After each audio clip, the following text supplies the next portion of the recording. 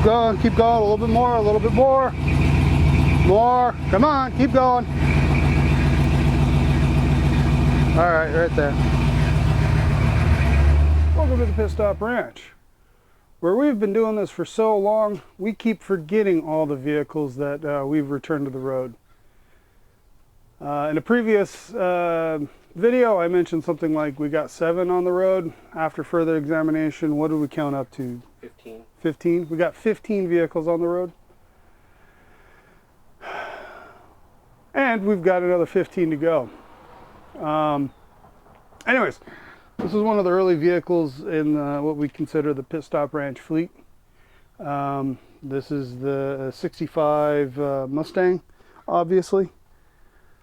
And was purchased in 2007, and it was a real basket case when we got it, and it's been like everybody's project car. It has been something that has been a combination of the central love affair as well as an object of utter neglect in that 14 years. Anyways, give a quick overview of it, show you some of the stuff we've done to it, talk about some of the future plans with it, and I hope you enjoy it. Like, all the crap that everybody talks about doing with the aftermarket throttle body injectors and the engine swaps and the power steering add-ons and the disc brake conversions, Air conditioning add-on, everything. We got the freaking AN fittings that everybody claims that they have the fake ones on their stupid car. This was a proper basket case when you bought it. Oh yeah, no, the engine transmission. You got the overdrive transmission. Yeah, swapped over to the overdrive automatic.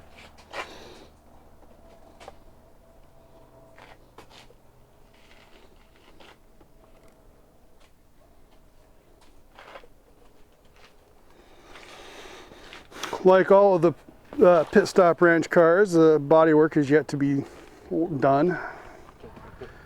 It's been started, but Gas tank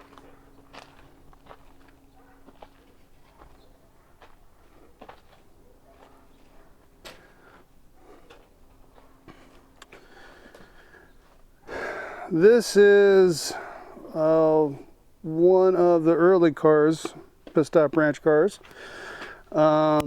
This was acquired. When was this? When did you buy it? 2007. Okay, that sounds right. 2007. And you know, like many of our project cars, and I mean the community of project car owners, it sat for 10 years at a spell where nothing happened to it. And then with when time and money was available, spurts of activity would occur. Now this is a late 80s 302? 1988. Okay, so it's the desirable short block, roller cam, forged internals short block with the heads are the GT40 heads, which were from what, the early 90s? 94. 94. And we put the Sniper, Holley Sniper EFI on it. Have the Sniper ignition system so that the Holley ECU controls fuel and ignition. It's got the aeromotive gas tank as well, so it communicates with the fuel flow. Yep. So we got the whole thing, all that stuff has been updated to early 21st century tech, so that it works together as a unit while still looking relatively classic and traditional. It's got the Edelbrock Performer intake manifold. It's got the Ford Performance cam in it. It's a stock cam. Stock cam? Bone stock cam. I know it was a stock cam and something, but it was on the performance end of the spectrum. No, it was the stock 5.0 roller cam. Oh, okay. So it's a stock 5.0 roller cam. Never mind. No performance there at all. It's a turd. You know. Or maybe I should. The proper pronunciation's a furd. Got a performance water pump on the front of it. Got a Chinese knockoff performance radiator. Got an actual really high quality radiator we're going to stick in here. Cooling has been an intermittent issue presently. It seems to be doing just fine, but it's with these first generation Mustangs, it can be a challenge because the opening is so small up here for airflow, so that you're limited on how wide your radiator is unless you want to start to hack on your radiator core. And given that this is, 1965 Mustang, lovingly dubbed the Frankinstange, whether or not hacking on body panels and so forth is an appropriate course of action is entirely dependent upon your view of the car. Now, it is not the desirable K code. It is, well, at least the VIN number that's on the car that it's registered as. It is a pony package car. So it had a nice interior trim package, which we've got the reproduction version of in, but it was not the super performance engine package. But 2-barrel V8. Yeah, 2-barrel V8 C code. So we went ahead and put a basically performance V8 in it. Collectability is it's a 65 Mustang, and that's it. And one can debate how collectible 65 Mustangs are. One, they haven't made any in 55 years. Two, when they did make them, they literally made 1 million. So, and there are lots of them out there still. So, fortunately too, because of how popular these things are, all the sheet metal's available, so we can go through and patch and clean up a lot of stuff. So, and like all of the Pit Stop Ranch projects, we've made a solid runner, really nice driver. Some handling issues, bugs we're gonna work out, but it's not done, and it'll be done just in time to sell it, because that's. Oh, he wants me to show off his gas tank. It's the second most expensive thing on the entire car. I spend as much on the gas tank as I spend on the engine. Like, literally. Fancy.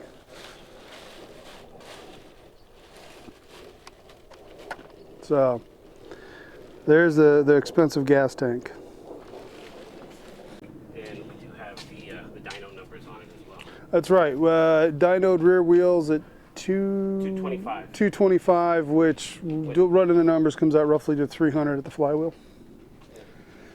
Basically a stock setup. Yeah, it's basically a stock, Mustang setup. It's zippy. It's fun. It needs.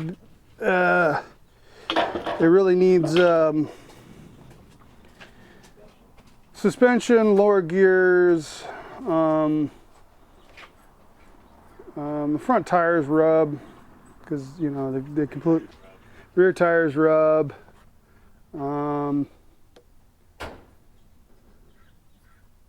But it's a driver. We run errands in it. It gets driven. So what else can you ask for, right? Once chassis is finished sorting out, and at the same time in parallel we'll be doing the body work, and we'll fit this thing in somewhere between something and something else. because all of our stuff is important to us, and every time we look at something, that's what we get excited about. That's the reason why we're much like a dog in the park with surrounded by squirrels. You don't know which one to chase first.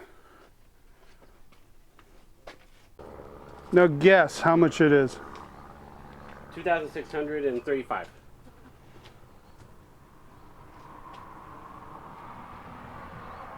$2,965. Mm-hmm. So that's almost 3,000 pounds without me in it. 3,100 with me in it. Yeah.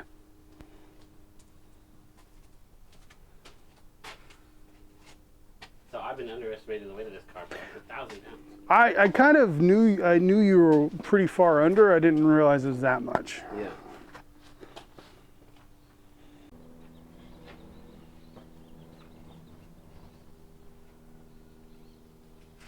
Well, I hope you enjoyed going over this classic piece of Americana, and you saw kind of some of the stuff we did. The formula is a old one, Ford Windsor small block, overdrive, automatic.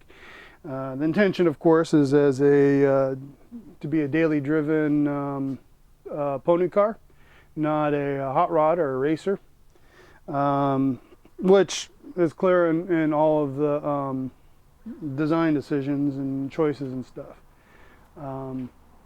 One thing I think would make this a little more fun to drive is addressing some of the suspension issues, the 60-year-old suspension design, and updating it a little bit to make it handle a little better, coupled with maybe changing the rear end gearing.